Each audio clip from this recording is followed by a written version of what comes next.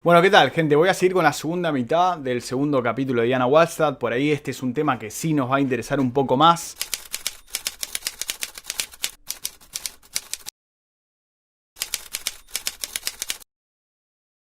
El amoníaco es uno de los contaminantes más importantes y más comunes dentro de nuestro acuario. Tanto los peces como las bacterias producen amoníaco, metabolizando la comida o tanto las materias orgánicas que están disueltas dentro del agua. El amoníaco NH3 existe en equilibrio con el amonio NH4, este último, según ella, no tóxico.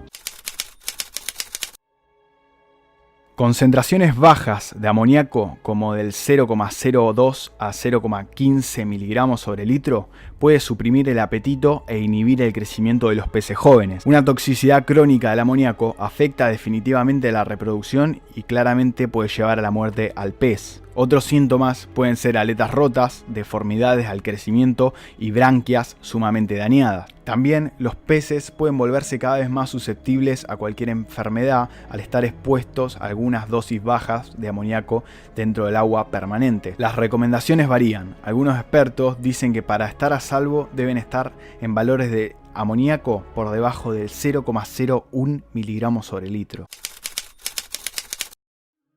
El exceso de amoníaco en el agua puede reducir el crecimiento y claramente hasta matar a la planta. Muestra que las plantas varían en su capacidad de tolerar el amoníaco incluso en su mismo género. Y hace un ejemplo de distintos tipos de la familia de Elodeas que algunas soportan más que otras. Dice que las especies más sensibles podrían dañarse con solamente 1 miligramo sobre el litro de amoníaco dentro del agua. Sin embargo, hay especies menos sensibles en las cuales son especies adaptadas a aguas ricas en nutrientes, las que no se veían para nada dañadas en concentraciones altas como 26 miligramos sobre litro. Un ejemplo es la Salvinia molesta, que ella define como una gran filtradora dentro del acuario y gran consumidora del amoníaco. Asimismo, las plantas desintoxican rápidamente el amoníaco a medida que ingresan a las células a través de la membrana, combinándose con un ion de hidrógeno y convirtiéndose en amonio, que ellas lo utilizan como fuente de nitrógeno. También pueden utilizar directamente el amoníaco para sintetizar proteínas, combinándose con los carbohidratos y formando aminoácidos. Por ende, plantas grandes y bien crecidas pueden tolerar más toxicidad de amoníaco porque poseen más carbohidratos para combinarse. Varios estudios demostraron que cuando se presenta la elección entre el amonio y los nitratos como fuente de nitrógeno, las plantas toman exclusivamente el amonio y una vez que ya no hay más amonio dentro del agua, ahí recién empiezan a consumir nitratos.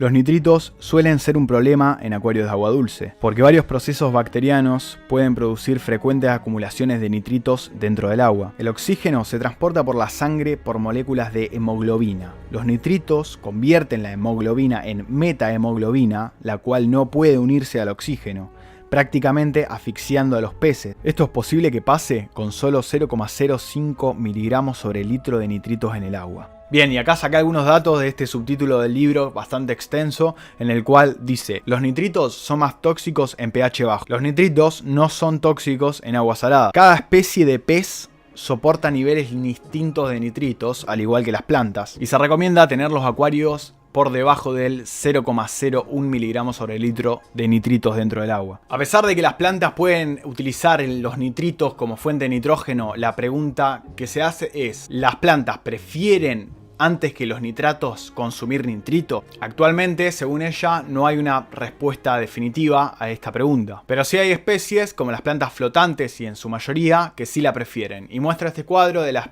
Pirodela, el cual se ve como en su crecimiento consume más rápido los nitritos que los nitratos, aunque no aparece el amonio en este gráfico y seguramente también lo consuma más rápido por todo lo que venía diciendo. Bueno, después hay otro subtítulo que es el uso de plantas acuáticas como tratamiento en agua contaminadas. No podemos sacar mucho de ahí, pero sí saco que, por ejemplo, el jacinto de agua, que dice que son grandes consumidoras de nitrógeno y bastante resistentes, y se utilizaron, y ella cuenta, en riachuelos y en aguas sumamente contaminadas para filtrarla de metales pesados, de amoníaco y bueno, de un montón de cosas, que es lo que se vino explicando también en este capítulo. Ella cuenta una historia de que el agua de su casa vino contaminada con cobre y zinc en una dosis anormal, que perdió camarones y todos los guppies del tanque se enfermaron.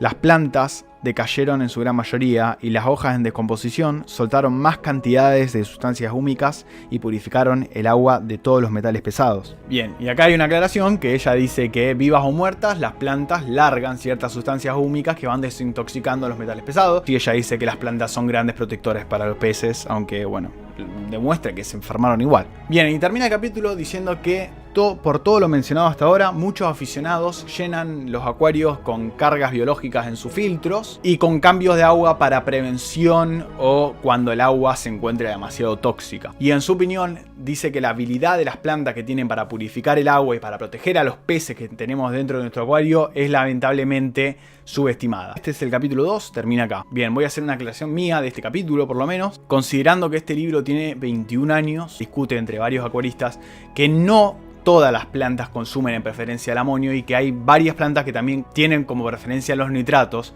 Entonces hay acuaristas muy experimentados que saturan los filtros de cargas biológicas y tienen un acuario excelente y estable con las plantas. Hay otros que no, que van a la vieja usanza y solo utilizan plantas. Lo aclaro en esta parte del capítulo porque es algo que se discute, esto del consumo de las plantas del amonio sobre los nitratos y todo eso. Yo solamente lo único que digo es lo que ella dice en el libro, que es todo esto. Poné me gusta y suscribite para estar al tanto, comentame algo. Chau, gente, gracias.